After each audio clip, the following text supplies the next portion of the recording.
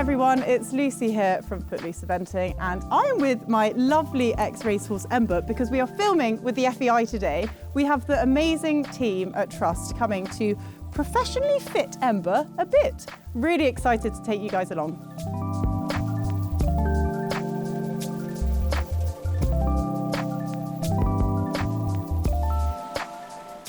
I'm now here with our bit expert from Trust. This is Reese, and Reese, you're going to help me today, aren't you, find the perfect bit for Ember? I'm going to try as best I can find the perfect bit. Now, we want to try and establish a few things. So, he's actually an ex-racehorse, is that correct? Yep. And how old? He's 8 years old. Cool. And he's had a dentist regularly, Yep. or? So every 6 months he has the dentist. Okay, so brilliant. So what we might try and do then to establish a bit more information is we're going to see what bit you're currently using, and then we maybe see what we can do to prove the fit and maybe the way you're going. So I have him in this bridle with this loose ring snaffle, and I can see by your slightly concerned face that you're not overly convinced that this is the right option for him. Okay, so going off the information that we have learned from what we said about the ex-race horse and the kind of horse that he is and the way of going, this that you're currently using is a loose ring bit. So this, what means is like the loose ring moves through the mouthpiece. So it's not a fixed content. So we're gonna try and see, can we change that or improve that? And then in regards to the mouthpiece, this has a lozenge in the middle, but this can be not terribly comfortable for a horse that's as sensitive as yours. So we're gonna try something a little bit more softer to try and entice him to take the contact a little bit more, and hopefully he'll go in a better outline for you. Perfect.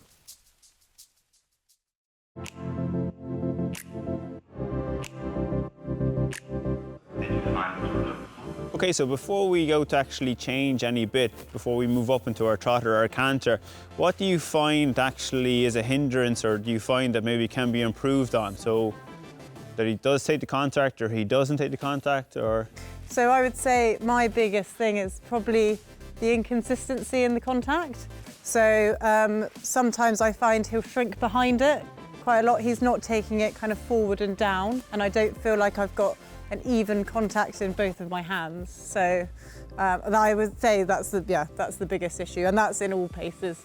It's actually best in canter, but. Then because of that also too, when you come around the corner then, if you've got a fence coming, you don't feel like he's taking you forward. No, well exactly, and if we're jumping, you know, he can pop a shoulder out and he'll tilt his head, and it's all, you know, it kind of feels like he's just trying to evade me. So to try and get a more steady contact, we're going to try first a D-ring. So we're going to go from this loose ring up to a D-ring, and hopefully that's going to give us more consistent contact because it's fixed in the mouth. And then also too, we're going to go to a softer mouthpiece, and hopefully because of that, he's going to take the contact more, and hopefully you'll feel like you have more in your hand. So let's get that bridle off, and we will change the bit and see if we can make a difference.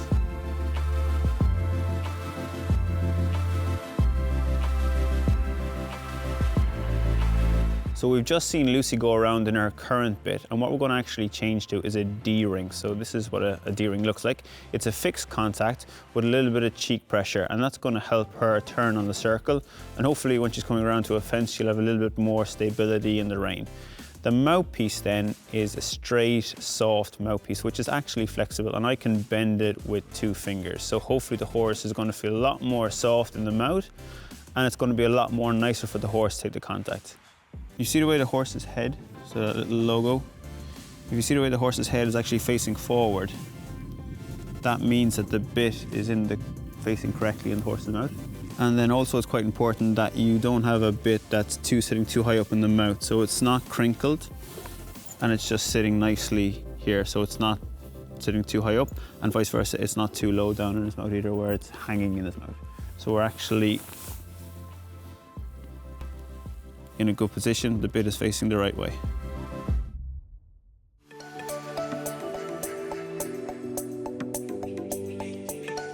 So don't worry about taking too much contact with your hand. There's plenty of leg, and just ask him to go forward. Super.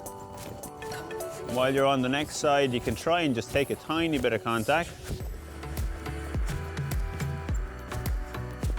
And then just ask him to go forward, and just a light hand, no contact. Really good.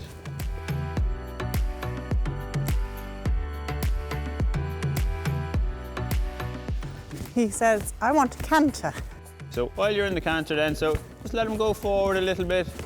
Don't take too much hand. It'd be fun to go to a little light seat. And just let him get used to it. There's a change because there's something different in his mouth now. Okay, perfect. Just keep that.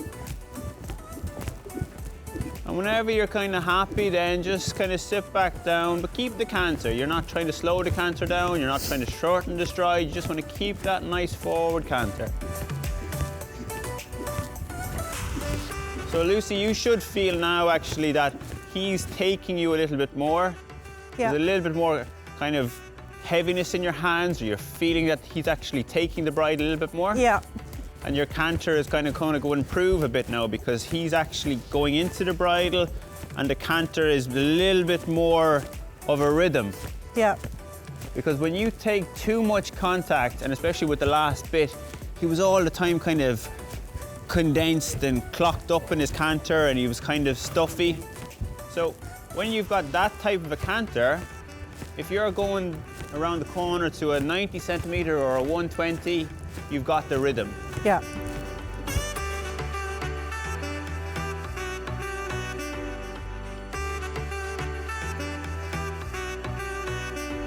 Really good. Now, to actually have a little bit of fun, keep that canter and do the exact same thing again. So when you go on the long side, up into your light seat, get him to go forward, just so you can even get a slightly better canter again.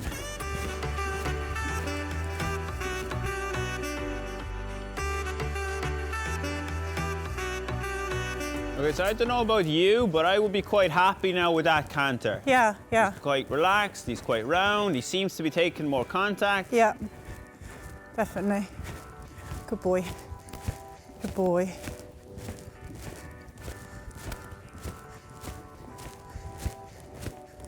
Really good canter. Good boy. Got like no reins now. Oh. Oh. Are you happy with that? I am, if you are. Yeah.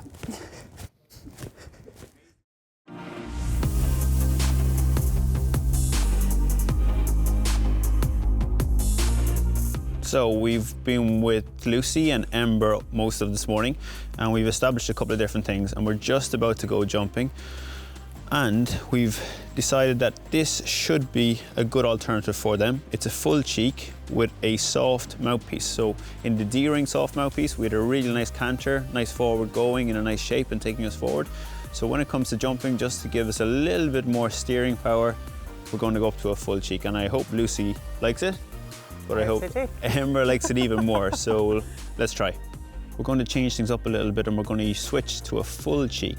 A full cheek is basically a bigger shank from a D-ring, and this is going to give us a lot of help when we're coming around the corner to the fence, keeping the horse straight. The top bar on the left and the right you'll see is slightly bent away. The idea to this is that it's not putting any pressure on the top of the cheek and we've no possibility to mark or do any harm. So I'm not feeling he's quite as settled in this one. I think the cheek pieces may be not quite, I prefer the D-ring basically, I think. I suppose we can see there from the way he's trotting around, the D-ring as that is a bit, this full cheek is a one step up in terms of control, and we've kind of probably now hit a stage where we've overbitted him. So we realise he's become more stressy, he's become a little bit more tense. So whilst we established he's probably very happy with a soft mouthpiece, the full cheek bar is too much cheek pressure for him. So it's a good, I suppose, indication that we can't generalize too much. You have to see the reality of how a horse works. So instead to go and jump in this bit, I think it's a good idea that we stop, take a moment, go back to the D-ring, re-establish our trot and our canter, see that he's more relaxed again, and then maybe jump off that. Yeah. We have tried two bits here and we've established that the D-ring, which is this one, works really well. It's got a soft mouthpiece. So Lucy's holding the full cheek. It's also got a soft mouthpiece, the very same as the D-ring, but this full cheek here is applying too much pressure to our horse and he's just not happy with it. So whilst we've got a very, very, very similar bit, we see he goes really well in a D-ring cheek piece and doesn't go really well in a full cheek. So we need to go back to this, which we're going to do right now, and hopefully we'll have a happy horse and we can jump a few poles.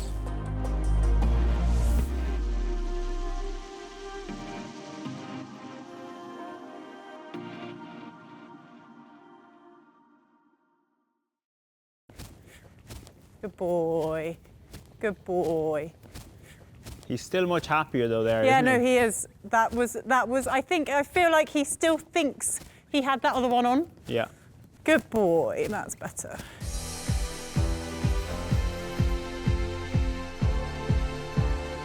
Even though I'm quite light in the hand, I can still feel it better than in my original bit. In your own one? Yeah, Okay. definitely. Yeah. It's much more even. Sometimes with bits, once you have the right size, it's really a case of trial and error, trial and error, trial and error. And it's not to categorize every horse with a particular bit. You know, we've really established a couple of different things today, from trying a loose ring, trying a D ring, and then into a full cheek, how much of a difference it can make. Yeah. Good boy, good boy. Steady.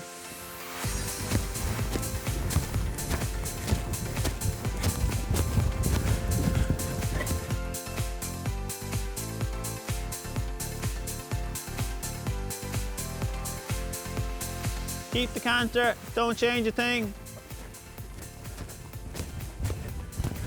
Brilliant, Lucy. So, Lucy, tell me, what do you think? Much of a difference? Bit of an improvement? 100%. Okay. In the fact that he felt like he could travel into a fence. Of course. But if I felt like I just needed to check the pace a bit, Yeah. it wasn't having like a drastic reaction, and we can maintain the rhythm, and it just felt really nice, and I felt like I had control, which was the most important thing. And I think even if you ever, you know, if you have a different horse or you get something else to ride, you know, don't be afraid to try things and to try different types of mouthpieces and different types of cheek pieces, because like we saw earlier on this morning, you know, small changes can make such a huge difference. So it's to take the time to try different things, but also to maybe get a little bit of help from your trainer or somebody who's knowledgeable about bits to help you in a certain direction. Yeah, definitely. But no, it was really good, and it's a pleasure to meet Lucy, and it's a pleasure to meet her horse, and hopefully they'll jump plenty of clear rounds together. Yeah. Heard it here first. Clear rounds are plenty.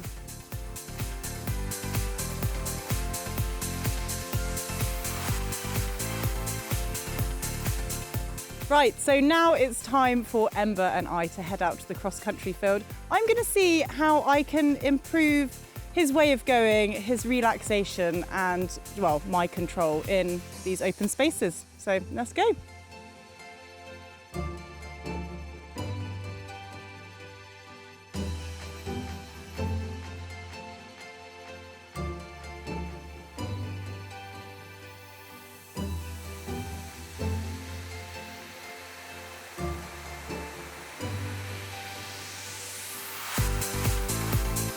So, Lucy, talk to me. Much of a difference? How do you feel? Now, I know it doesn't look like it right now because he's very excited, but he was so much more relaxed, and I felt like I had so much more control, but in a positive way. Okay. He was not overreacting, and I felt like he could canter on really nicely. Definitely more round, and that's where we struggled. The head stayed down, nice and soft, so I think it's a winner. Thanks, Ruth. Fantastic, you're so welcome. Good boy.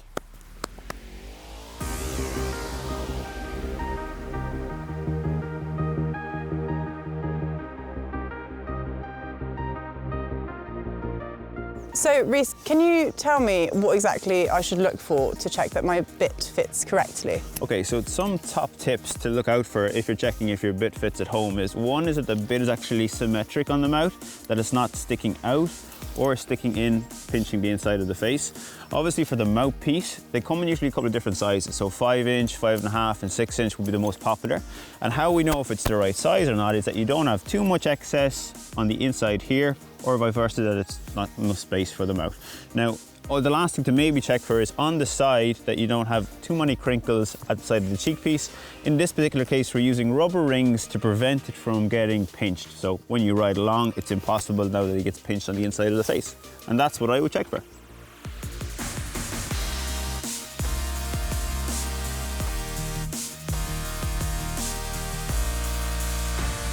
Reese, thank you so much for today. It's been an eye-opener, just the importance of having your bit professionally fitted and checked to see if it's right for the horse. And I think I've established exactly what Ember likes to go in. And so moving forward, this is actually crucial to the rest of our journey. What do you think? So Lucy, we have seen a couple of different bits today that Ember has gone really well in, but we've also seen a bit that he hasn't gone well in. So I think it's quite important that regardless of the discipline you're doing, so we've seen on the flat and then jumping, the D-ring really suits quite well because we have a constant contact.